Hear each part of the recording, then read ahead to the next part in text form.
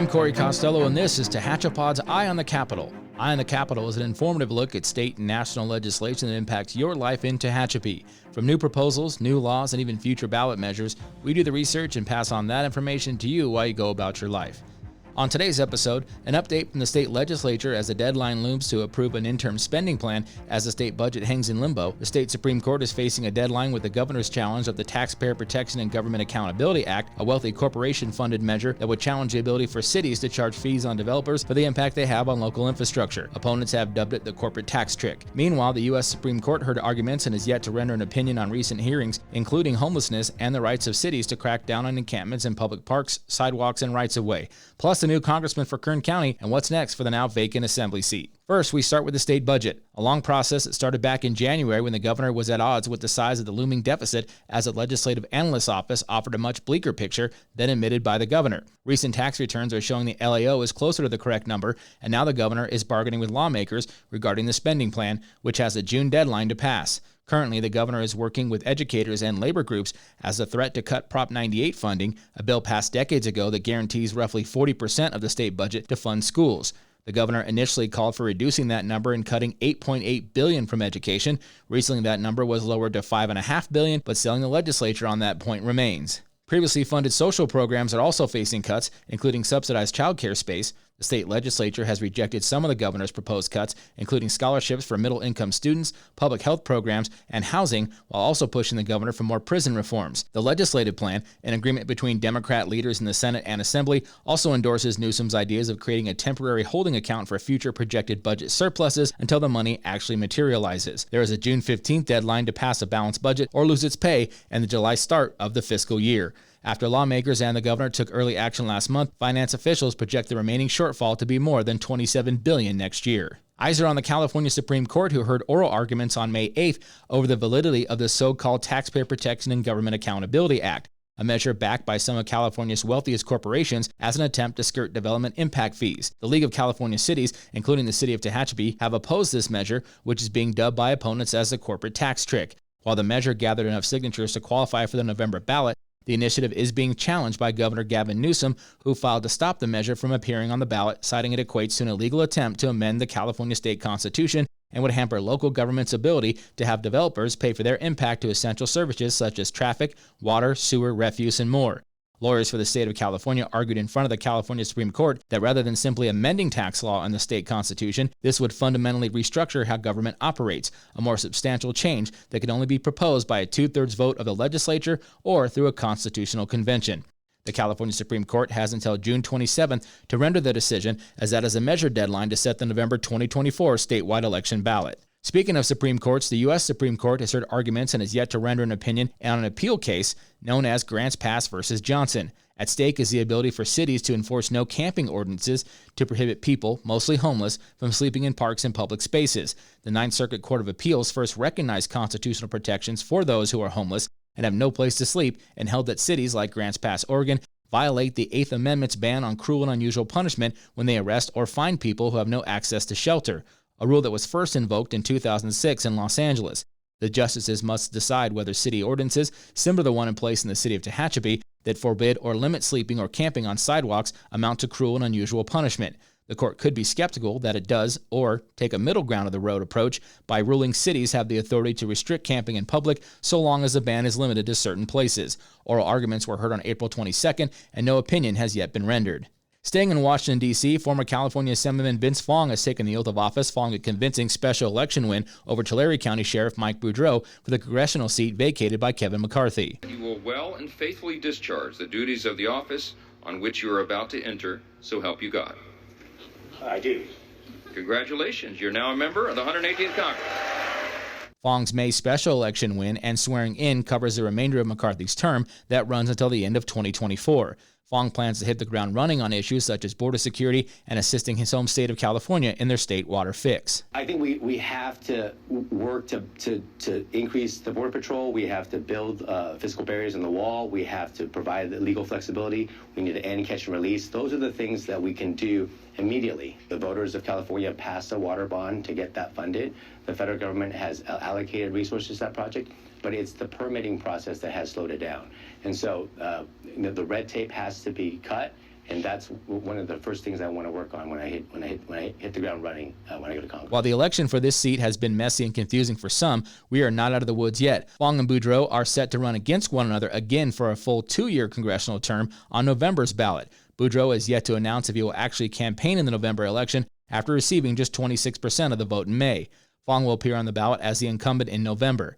After winning the election, Fong resigned from the California Assembly, but questions surround that seat as well. Remember, Fong appeared on the primary ballots twice, first seeking re-election to the Assembly, and then overcame challenges by the California Secretary of State, who attempted to remove him from the congressional race.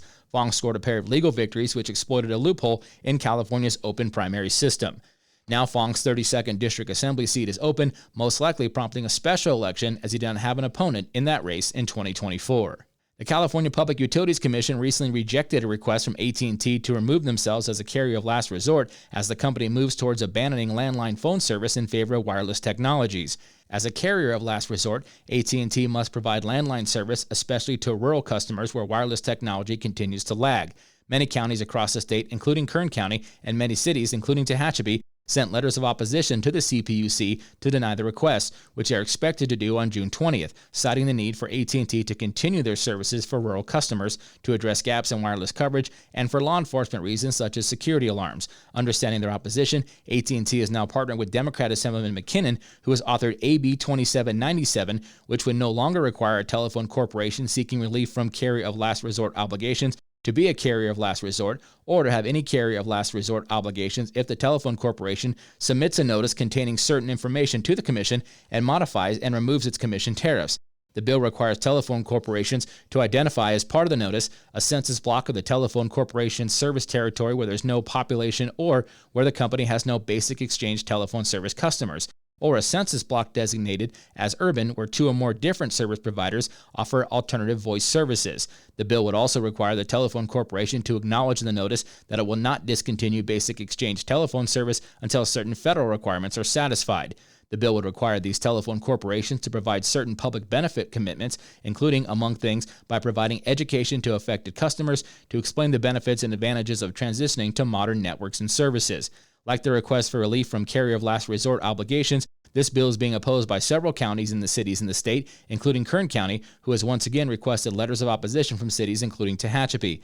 The bill has passed Assembly committees and has been amended twice by the Senate and re-referred back to the Committee on Government Organization. The Secretary of State announced on June 11th that an initiative to change Prop 47 has qualified for the November 2024 ballot. The move comes after days of high-profile debate between legislative leaders and a group of district attorneys behind the measure. The announcement adds new fuel to an already raging fire. At stake is a package of 14 public safety measures that includes 2 fentanyl bills and 12 retail theft bills. Assembly and Senate leadership say they intend to send the measures to Governor Gavin Newsom for his signature in the next few weeks. The League of California Cities has a watch position on the 2 fentanyl bills and supports all the retail bills except AB 2943, which Cal Cities will support if amended. However, lawmakers said they will add urgency clause to some bills so they take effect immediately upon governor's signature, as well as an inoperative clause if voters pass the initiative to reform Prop 47 in November.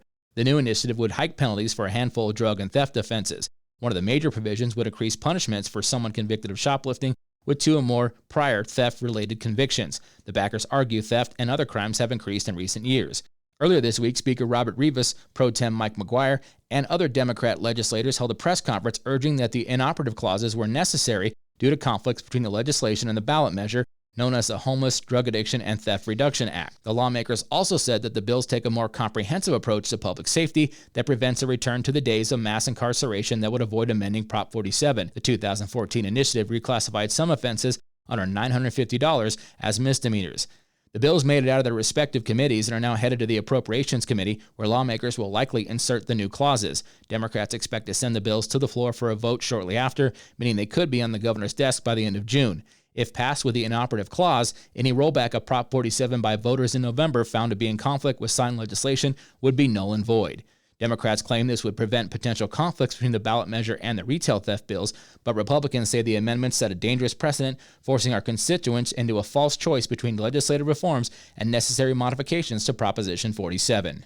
While residents outside the city of Tehachapi and more rural areas where many homeowners insurance providers have drastically increased rates or dropped coverage are feeling the pain, the state insurance commissioner on Wednesday released a plan and compromise with providers to cover many wildfire risk areas. However, the 93561 zip code was not included in the report by the insurance commissioner, Ricardo Laura. Instead, much of the rural Kern County was considered as a lower concentration of wildfire risk and the state's fair insurance plan. It also includes a catastrophic model in the high-risk areas, meaning now insurance companies cannot use previous catastrophic modeling in these areas. There does not appear to be a fix for residents currently paying higher premiums in this area, but it requires insurance companies to accept policies from those currently on the state's FAIR plan in exchange for traditional coverage. Finally, as part of the new growth benchmarks, insurance companies must take FAIR plan policies facing wildfire risk from more urban areas. The map aligns with recent work by CAL FIRE identifying fire hazard zones where mitigation resources are targeted, thus amplifying those efforts. The department will update this information from time to time, but no less than once every year. On to the economy, optimism for federal interest rate cuts dwindled this week when, despite a slight reduction in inflation reports,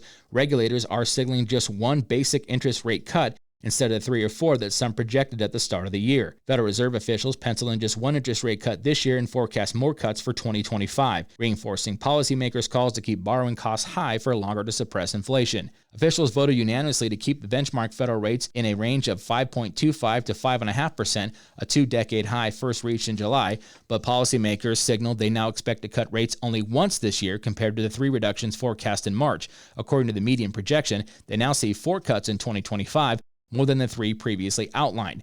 The Federal Open Market Committee adjusted language in its post-meeting statement, noting there has been modest further progress towards the committee's 2% inflation objective. In recent months, previously the statement pointed to a lack of further progress. Fed officials have repeatedly said the interest rates are likely to stay elevated for longer after price pressures picked up in the first quarter.